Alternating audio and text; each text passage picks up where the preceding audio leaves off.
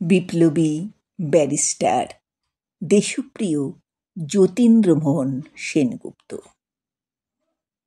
দেশপ্রিয় যতীন্দ্রমোহন সেনগুপ্ত ছিলেন একাধারে বিখ্যাত আইনজীবী, রাজনীতিক এবং সমাজসেবী। 1885 সালের 22 ফেব্রুয়ারি চট্টগ্রাম জেলার চন্দনাইশ উপজেলার বার্মা গ্রামে যতীন্দ্রমোহন সেনগুপ্ত জন্মগ্রহণ করেছিলেন।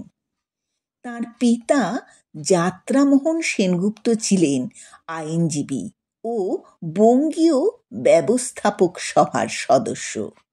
তাঁর মায়ের নাম ছিল বিনোদিনী দেবী, মতান্তরে মেনকা দেবী।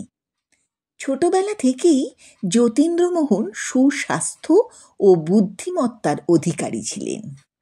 9 বছর বয়সে চট্টগ্রামের হাজারি স্কুলে যতীন্দ্রমোহনের প্রাথমিক শিক্ষা শুরু হয়েছিল। 2 বছর পর তিনি ভর্তি হন চট্টগ্রাম কলেজিয়েট স্কুলে। এরপর তাঁর বাবা তাঁকে উচ্চশিক্ষার জন্যে কলকাতার সাউথ সুবর্বন স্কুলে ভর্তি করে দেন। 1902 সালে যতীন্দ্রমোহন সেনগুপ্ত হেয়ার স্কুল থেকে এন্ট্রান্স পাশ করে প্রেসিডেন্সি কলেজে ভর্তি হয়েছিলেন। 1904 সালে কেমব্রিজ বিশ্ববিদ্যালয়ের ডাউনিং কলেজে তিনি ভর্তি হয়েছিলেন। 1908 সালে ডাউনিং কলেজ থেকে বিএ পাশ করেন আর 1909 সালে তিনি ব্যারিস্টারি পাশ করেছিলেন। ইংল্যান্ডে নৌকো চালানো, টেনিস, ক্রিকেট ইত্যাদি খেলায় তিনি পারদর্শিতা দেখিয়েছিলেন। তাঁর প্রগাঢ় বুদ্ধি ও অসামান্য ব্যক্তিত্বের জন্যে তিনি ইংল্যান্ডের ইন্ডিয়ান মজলিস এবং ইস্ট ইন্ডিয়া ওয়েস্ট সোসাইটির সভাপতি নির্বাচিত হয়েছিলেন। এখানেই বন্ধু হিসাবে পেয়েছিলেন গুরু সদয় দত্তকে, যিনি বাংলায় ব্রতচারী শিক্ষার প্রচলন করেছিলেন। 1907 সালে কেমব্রিজে তাঁর সঙ্গে পণ্ডিত জওহরলাল নেহেরুর আলাপ হয়েছিল। যতীন্দ্রমোহন সেনগুপ্ত ও জওহরলাল নেহেরু ইংল্যান্ডে থাকাকালীনই স্বাধীনতা আন্দোলনে জড়িয়ে পড়েছিলেন। ইংল্যান্ডে তাঁর সঙ্গে পরিচয় হয়েছিল নেলি গ্রের সঙ্গে। পরিবারের আপত্তি সত্ত্বেও 1909 সালের 1 আগস্ট তাঁরা বিবাহসূত্রে আবদ্ধ হয়েছিলেন। নেলি গ্রে পরবর্তীকালে নেলি সেনগুপ্ত পরিচয়ে ভারতের স্বাধীনতা আন্দোলনে সক্রিয়ভাবে অংশগ্রহণ করেছিলেন। 1909 সালে চট্টগ্রাম জেলা আদালতে যতীন্দ্রনাথ সেনগুপ্ত আইনজীবী হিসেবে কর্মজীবন শুরু করেছিলেন। 1910 সালে কলকাতা হাইকোর্টে যোগ দিয়েছিলেন এবং আইনজীবী হিসেবে সুপ্রতিষ্ঠিত হয়েছিলেন। মাঝে কিছুদিন রিপন কলেজে আইনের শিক্ষকতা করেন। এই সময় সহকর্মী হিসেবে পেয়েছিলেন সুরেন্দ্রনাথ বন্দ্যোপাধ্যায়কে। অসামান্য দক্ষতায় অগ্নিযুগের বহু বিপ্লবীকে তিনি ফাঁসির হাত থেকে বাঁচিয়েছিলেন। 1923 সালে দ্বিতীয় আলিপুর ষড়যন্ত্র মামলায় তাঁর কৃতিত্বপূর্ণ সওয়ালে 7 জন বিপ্লবী মুক্ত হয়েছিলেন। নাগরখানা খণ্ডযুদ্ধ ও সরকারের টাকা লুটের মামলায় মাস্টারদা সূর্য সেন, অনন্ত সিং, অম্বিকা ব্যানার্জিদের খালাস করে এনেছিলেন যতীন্দ্রমোহন সেনগুপ্ত।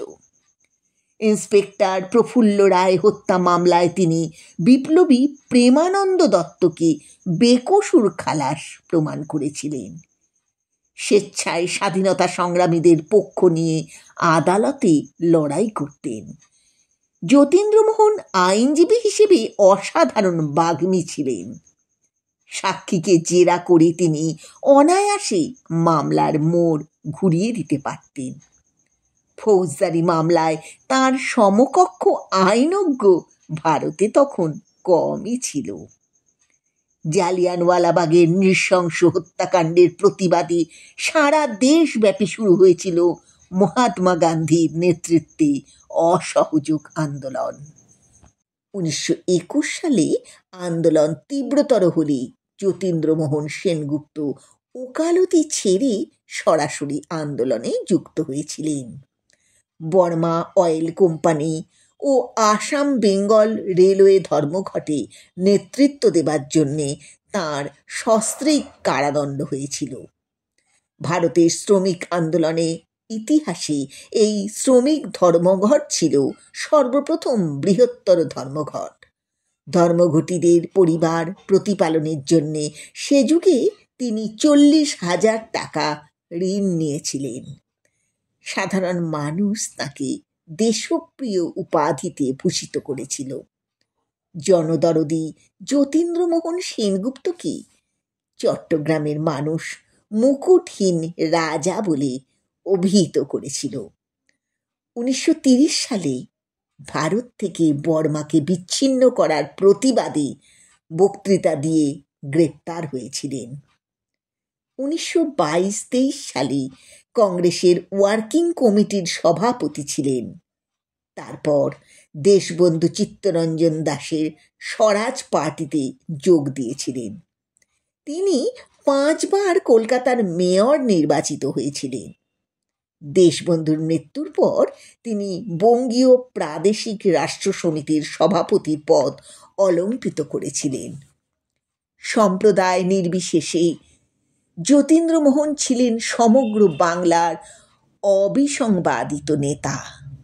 দেশবন্ধু পরিচালিত ফরওয়ার্ড পত্রিকার সাথে তিনি যুক্ত ছিলেন। নিজে অ্যাডভান্স নামে একটি দৈনিক পত্রিকা প্রকাশ করেছিলেন। চট্টগ্রামের পুলিশি অত্যাচার ও সন্ত্রাসের বিরুদ্ধে বিলেতে গিয়ে তিনি জোরালো প্রতিবাদ করেছিলেন।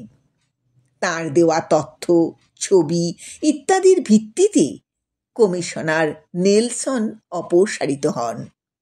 জেলা ম্যাজিস্ট্রেট ক্রেগ অবসর নিতে বাধ্য হন। হান্টার বিলেতে পালিয়ে যান।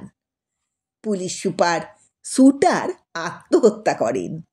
ফলে সরকারের রোষানল তাঁর ওপর পড়েছিল।